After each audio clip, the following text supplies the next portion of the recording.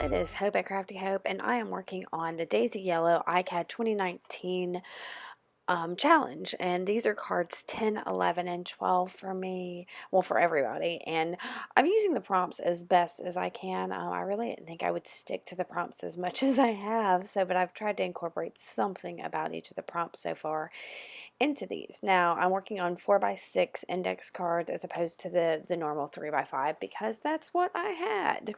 Now day number 10's prompt was sapphire, and as you can see I'm using a bright blue sapphire-ish paint, just acrylic paint that I covered my card with. And then I've got this Faber-Castell stencil. It's a like a cardboard stencil that I am using, and I've taken a cosmetic sponge and I'm using some of the Opal Magic wax from Finnabair. It's Alchemy from Prima. So I guess if you searched Prima Opal Magic, and I think this is the turquoise stain that I am just putting through. I'm just rubbing it through the stencil, just trying to get a little bit of a shine, like that you would expect a sapphire to have. Now the stencil I'm using to me kind of looks like it gives some bezeling or faceting to the color, so that like when you see a cut stone, that's kind of what it reminds me of. So that's why I chose that stencil, because it still kind of had a gemstone quality to it. And as you can see, I've got quite a bit of shine there with that Opal Magic on. And I wanted to bring a little bit more blue into it. So I've got some Pearl X powder there that I am just going to I scooped it with my palette knife to just kind of get a little bit out rather than dumping all of it straight onto my paper. And I'm using a little bit of a fluffy brush to kind of spread it out all over onto the wax. I was thinking that the wax would act as an adhesive, and maybe it did, but I don't know that I see a whole lot of difference between when I put that the wax on and the Pearl X. So it's still shiny and all of that. So now I've got this like chipboard cutout quote from Tim Holtz. It says, "Choose to shine," and I don't know why I'm playing with it, because the first place I put it down is exactly where I wanted it to be. And I'm using a little bit of matte gel medium to adhere that to my card. And once that's down, I've got glitter tape. And I don't know, this glitter tape was the hardest part of this whole card, just getting it to stick, and it wasn't real sticky, and so I may end up having to go back anyway and add a little bit of glue to the back of it, because see there, it just came like just right on up, and I'm having to keep sticking it down. But I just use that to frame up the Choose to Shine chipboard quote. And I think trimming it was also a little bit of a problem. I think maybe if I'd used some smaller scissors or something, I would have been able to get, I don't know, more of an exact cut like I wanted. But anyway, I framed that up like that, and just in a second I'm going to take a black ink pad and just frame up the card in general, and that'll be it. I'm pretty happy with this one. It was a really simple card. I kind of gathered everything beforehand and had it, and I love the shine. It does shine like a sapphire. So here's a better look at what I did make. Like I said, you can't really see that Pearl X powder in there, but I know it's there. And coming up next week, I'm going to look at card number 10. Now, this one I was inspired by, and I can't even tell you what it was. I'm not sure that it was a video I saw, but I think it was maybe something I saw on Instagram of somebody else's card where they had used some fairly thick gesso to create quite a bit of texture, and then just used acrylic paint over top to kind of accentuate it. So I started with just a piece of typed ephemera, just something I had, and glued that straight onto my card just to have just something in the background. And I like to use a straight edge just to pull up the edges rather than cut it, so that I still have a little bit of that torn feel to it. And here's my fairly thick gesso. This is the Deco Arts gesso, and I do love the thickness of it. So I'm kind of putting it down fairly thickly onto the top of that paper. And I'm going to put it aside in a second to dry while I pull out some Tim Holtz rub-ons. And if you've seen some of my other videos, you know sometimes I don't have much luck with rub-ons, but for some reason the Tim Holtz ones always work pretty well for me. So I like to cut out first the image that I'm going to use, because if I try to just get it off the card with everything else, everything just sticks to whatever I'm rubbing it onto. So I found this palm, and this is card 11, so the prompt was palm. So this is how I'm bringing that prompt into this card. And so there's my little palm, and I'm going to put it off to the side and go ahead and dry the gesso. And I took several bouts of heating that to get that gesso really good and dry the way I wanted, so I could have all that yummy texture that that thick gesso created. And then I've just got three colors of brown acrylic paint that I'm using, kind of a beigey tan, like a dark cocoa brown, and then some golden nickel azo gold. I think that's what it's called. Quinacridone nickel azo gold. But yeah, you know what I'm talking about. So, and I'm watering those down a little bit so that I can really get in, and I'm using my fingers because I don't get the harsh lines with things if I'm just using that.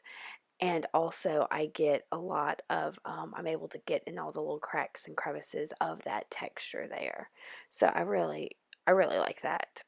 So I've got the two of those shades, and I don't have to water down this fluid acrylic from Golden quite as much. And I am using a paintbrush because it is so thin. I knew that it would just smear across my finger on that. But I love that rusty color that this quinacridone nickel azo gold. I don't know if I'm saying it right, y'all, but it gave me just exactly what I wanted. I wanted to keep this fairly monochromatic, nothing over the top. So, and I've got some lace. I think that was sitting there from some other thing that I couldn't quite work it into.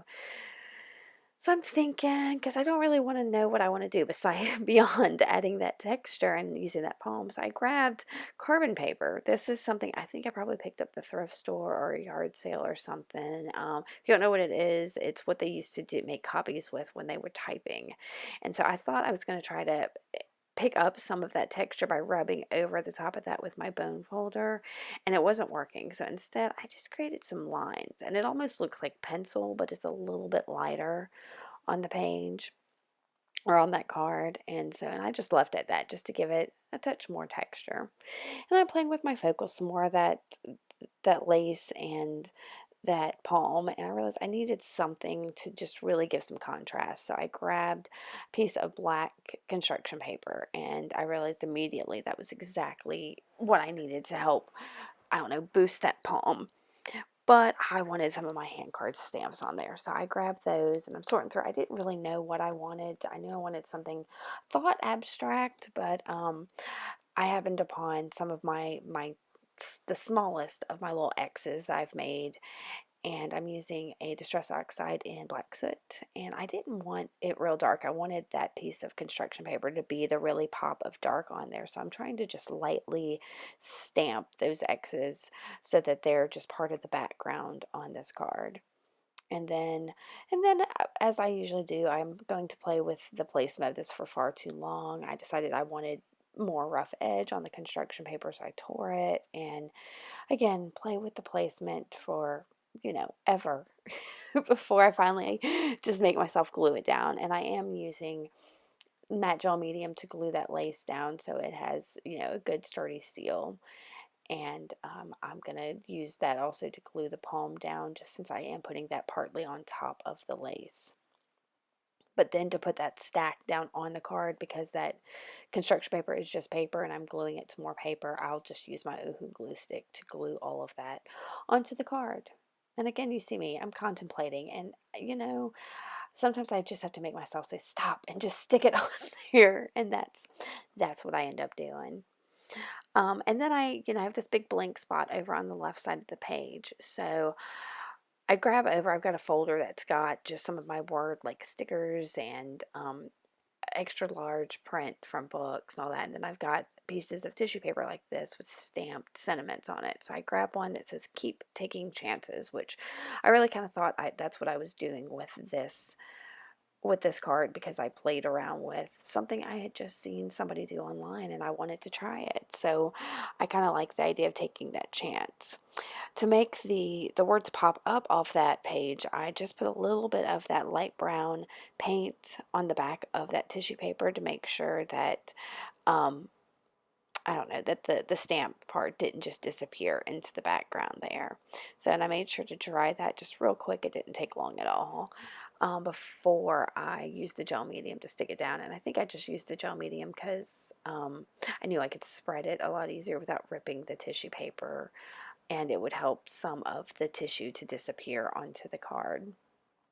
So I did that and dried everything up. I thought I needed a few more of my little X's in the background, so I did that, partly to also help some of that tissue paper kind of blend into the background. And then with Distress Oxide sitting there, oh no, I decided I needed a little bit more of that dark brown in that lower corner. It just seems too stark down there. And then I'm going to use the Distress Oxide on my finger. I don't even know why. I think I was just being lazy and thought I could get more of an organic feel if I used my finger to spread out that. But I think I ended up getting a little bit on the card, and that's what you see me there, is trying to bleed it in and make that disappear. So, and that was it, guys. I really loved all that texture that the gesso gave to this card, and I actually kind of used that in the next card. So we'll get to that here in just a second. All right, this card number 12 here is tapestry was the prompt, and I thought about it for a little bit and decided I wanted to do like one of those woven tapestries that you see that are kind of trendy right now, very popular. So I cut a piece of cardboard down that's just smaller than the 4 inches of the card, the index card I'm using, and then just cut some slits in the top and used a little bit of twine and made just an up and down pattern. And then I've got some yarn that I am going to weave. I did try to fiddle with putting a needle on it. Here you'll see, for way longer than I should have, and just finally gave up and decided that it was probably just best to weave it with my hands. Now I am going to add some other things into this tapestry. Different colors of yarn and a little bit of lace, and some of that same twine is all going to go in there, and I'm going to do all that off camera. I'm just kind of showing you here the method I was doing, you know, just going over under on that twine that I had as the base, and I took that to work with me and finished it, you know, when I had a little bit of time. But I'll show you how I finished the whole thing off here in a second. So here I've, you know, trimmed everything, and I'm tying all the little edges so that everything's nice and secure. I did tie some of that stuff before, so I didn't have to fiddle with watching that. So I trimmed it here, and then I just cut straight across the back here, leaving a little bit of length of the twine at the top and the bottom so I could tie the knots here. Now I'm just taking 2 at a time, since I did have, I think it was 6 top and the 6, you know, 6 strands. So I'm just tying 2 together at a time, and then I'll trim those. And then at the bottom, I kind of wanted it to look a little more like tassels, so I'm just tying them. I don't know, I'm not tying like a regular knot, I'm tying those as a knot together. Let me know if you have any questions about that. I'll find a better way to describe that if you do. And then trimming that down. And that really was supposed to be my focal for this piece. But then when I got to the card, yes, I put it on the card and thought, oh no, I need to do something to the background of that card. So I just take a piece of I think it's just going to be large print text from a book that I'm just going straight down there. Again, I didn't want the background to be anything special or stand out in any way, but I ended up fiddling with this background far longer than I should have. Eh, but I like the tech, what I came up with. When I look at it, it's good. It's just that my tapestry kind of, I don't know, doesn't stand out the way it should have. I think maybe if I'd used some brighter yarn or something, it would be fine. So again, I'm dipping into my that Deco Arts, I think it's Deco Arts Media gesso, and just spreading out with the palette knife just to kind of push the words and stuff into the background there. I wasn't trying to do anything more than that. And I think that's some tea stain of distress spray that I put on there, and I'm just smearing that around with the with that gesso, and I wet it a little trying to push it back, and I try drying it, but then I end up adding a little bit more here of the white gesso so that it's not so brown. And I can't even remember what possessed me to do that. I think I just wanted it a little more aged feeling. And so I didn't know what to do. So I took my Stabilo and just dipped it into my water over there and squiggled some lines on there. Nothing major, just trying to get something of interest in the background, and that still wasn't working for me. You see me holding up my little tapestry, trying to get it to work. So I dry that, and then I grab a bunch of watercolor pencils. Now these are, I think those there are ink tints, and then I've got a neo color there, and in a while I'll grab a distress crayon, and I just wanted, I don't know, a little bit of pop to this. And like I said, I think in the end it really does detract from the tapestry that I wove. But I had a good time weaving it. I won't say I'm an expert on that. If you want to learn how to weave a tapestry, definitely watch a tutorial. I was just kind of doing that off the top of my head, and I'd like to play with that technique maybe a little bit more, but um, anyway, it's not exactly what I wanted. So, and here I am just putting down a little bit of color and spreading out with water. And I just picked a couple random colors, a blue and like a limey green and a light orange. I ended up adding in a darker orange here in a minute because that light orange looked a lot like the lime green somehow.